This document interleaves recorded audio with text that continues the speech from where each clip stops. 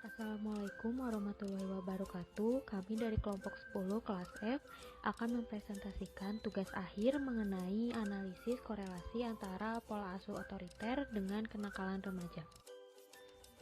Sebelumnya izinkan saya memperkenalkan terlebih dahulu anggota dari kelompok 10. Yang pertama adalah Bibah Nur dengan NPM 19069. Kemudian ada saya sendiri yaitu Anissa Indriani dengan NPM 19223. Kemudian ada Hadijah Azahra dengan NPM 19228. Kemudian yang menjadi latar belakang masalah dari analisis yang kami lakukan berdasarkan penelitian Santi pada tahun 2012 dapat dikatakan bahwa pola asuh berkaitan dengan kenakalan remaja. Remaja yang nakal seringkali berasal dari keluarga yang dimana orang tua jarang memantau anak-anak mereka, memberi sedikit dukungan dan mendisiplinkan mereka secara tidak efektif. Menurut Sandrock pada tahun 2007 mengungkapkan, orang tua yang otoriter cenderung tidak memberikan kesempatan pada anak untuk mengutarakan pendapat dan perasaannya, sehingga pola asuh otoriter cenderung mengakibatkan perilaku agresif. Anak dengan pola asuh otoriter memiliki kemungkinan untuk berperilaku agresif sehingga mengakibatkan kenakalan. Kemudian yang menjadi fenomena pada tugas kami yaitu fenomena yang terjadi di SMA X di Yogyakarta menunjukkan bahwa terdapat siswa yang sering terlibat perkelahian, pembulian antar teman, siswa yang merokok dan sering dijumpai siswa yang membolos sekolah. Hal tersebut sejalan dengan hasil wawancara dengan kepala sekolah dan juga guru yang menyatakan bahwa terdapat siswa yang sulit diatur meskipun berkali-kali diperingatkan.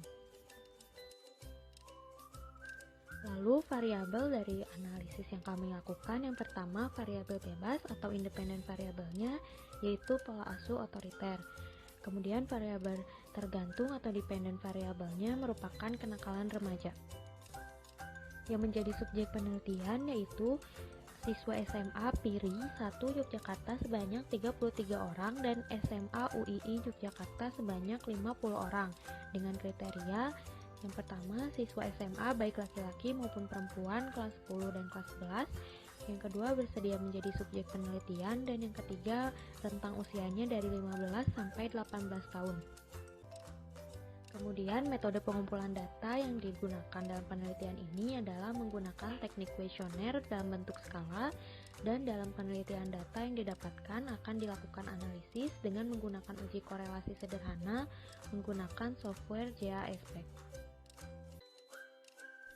Baik, selanjutnya saya Labibah Nur Hasanah dengan NPM 19069 akan menjelaskan mengenai tahapan analisis JASP kami. Setelah memastikan data yang diinput ke dalam JASP sudah sesuai dengan skala pengukuran datanya, maka kita akan membuka menu regression. Di sana silakan pilih menu correlation, sehingga akan terbuka halaman seperti pada gambar nomor 2. Nah, pada halaman ini dapat dilihat di sebelah sana ada beberapa kolom. Silakan masukkan variabel-variabel atau data-data yang sudah dimiliki ke dalam menu variables. Di sini terdapat dua variables yaitu skor kenakalan remaja dan juga skor pada pola asuh otoriter. Setelah itu, untuk pengetesannya kami menggunakan Spearman test dan juga atau Kendall test. Tes ini atau sample correlation coefficient ini dipilih sesuai dengan normalitas data yang akan dicek pada pengujian asumsi pada tahapan ketiga. Setelah kami cek, ternyata data kami tidak berdistribusi normal sehingga kami menggunakan Spearman test dan juga atau Kendall test.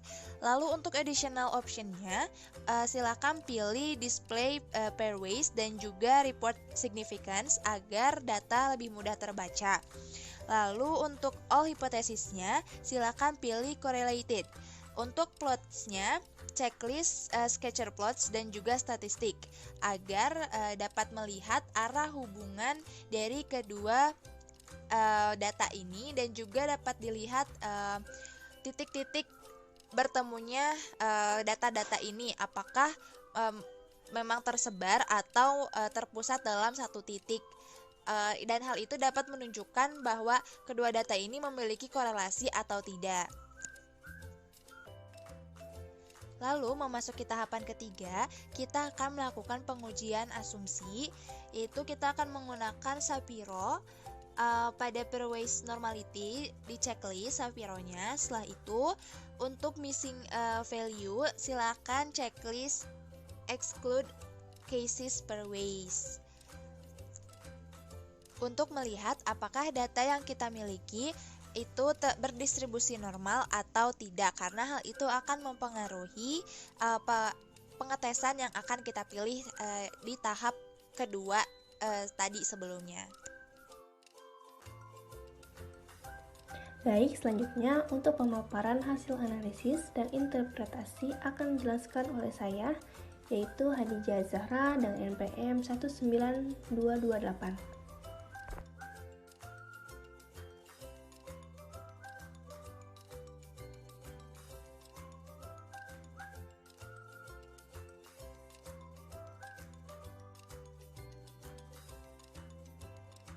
Yang pertama kita lakukan adalah kita melakukan uji normalitas.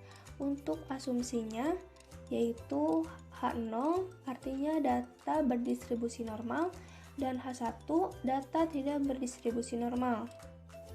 Interpretasi hasil analisis CAPS yang kita dapatkan berdasarkan uji Shapiro-Wilk di samping didapatkan p-value kurang dari 0,001.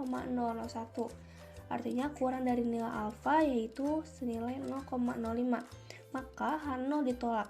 Artinya data tidak berdistribusi normal, sehingga uji korelasi menggunakan uji Spearman atau tahu kendal. Selanjutnya, kita mencari tahu arah korelasinya itu ke arah negatif atau positif, dan apakah hubungannya itu kuat atau lemah. Untuk H0-nya, rho sama dengan 0, artinya tidak ada hubungan antara kedua variabel. Dan untuk H1-nya, rho tidak sama dengan 0, artinya ada hubungan antara kedua variabel. Untuk nilai alfanya adalah 5%.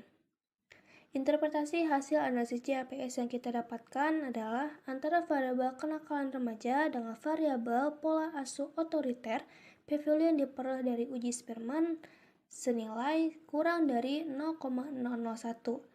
Artinya kurang dari nilai alfa, yaitu 0,05. Dan untuk uji tahu kendal juga sama, hasil yang diperoleh adalah p-value-nya kurang dari 0,001. Artinya kurang juga dari nilai alfa. Maka H0 ditolak. Artinya terdapat hubungan antara pola asuh otoriter dengan kenakalan remaja, di mana korelasinya sebesar 0,411 untuk uji Spearman dan 0,315 untuk uji tahu kendal. Artinya korelasinya termasuk ke arah positif, namun lemah karena mendekati nilai 0. Hasil interpretasi untuk scatter plot yang ada di samping didapatkan bahwa garisnya itu naik, sehingga dapat disimpulkan bahwa arah hubungannya adalah positif. Artinya semakin tinggi kenakalan remaja, maka semakin tinggi pula pola asuh yang otoriter. Dan dapat dilihat dari sebaran titik-titiknya, dapat disimpulkan bahwa arah hubungannya adalah sangat lemah. Kesimpulan yang kami dapatkan dari hasil analisis kami yaitu terdapat hubungan antara pola asuh otoriter dengan kenakalan remaja, dan hasil dari artikel yang kami temukan juga menunjukkan hasil yang sama, yaitu terdapat hubungan antara dua variabel tersebut. Namun yang belum dijelaskan adalah seberapa lemah hubungan di antara keduanya meskipun cenderung ke arah positif. Hal ini ditunjukkan dari hasil analisis JSP kami bahwa skor kenakalan remaja tergolong rendah dan juga skor pengasuhan otoriter juga rendah, sehingga hubungan di antaranya juga rendah atau lemah. Yang ingin kami kritisi dari subjek yang tidak menunjukkan skor kenakalan remaja yang tinggi, sehingga hasil yang ditunjukkan tidak menjelaskan apakah kenakalan remaja berkorelasi dengan pengasuhan otoriter atau tidak. Saran kami, pemilihan subjek dapat berdasarkan dari mereka yang memang terindikasi menunjukkan perilaku kenakalan remaja, sehingga hasilnya dapat diketahui lebih relevan atau tidak. Demikianlah beberapa hal yang bisa kami sampaikan terkait hasil analisis yang kami lakukan. Sebelumnya, saya mewakili kelompok 10 memohon maaf apabila ada kesalahan dan kekurangan atas apa yang telah kami sampaikan. Wassalamualaikum warahmatullahi wabarakatuh.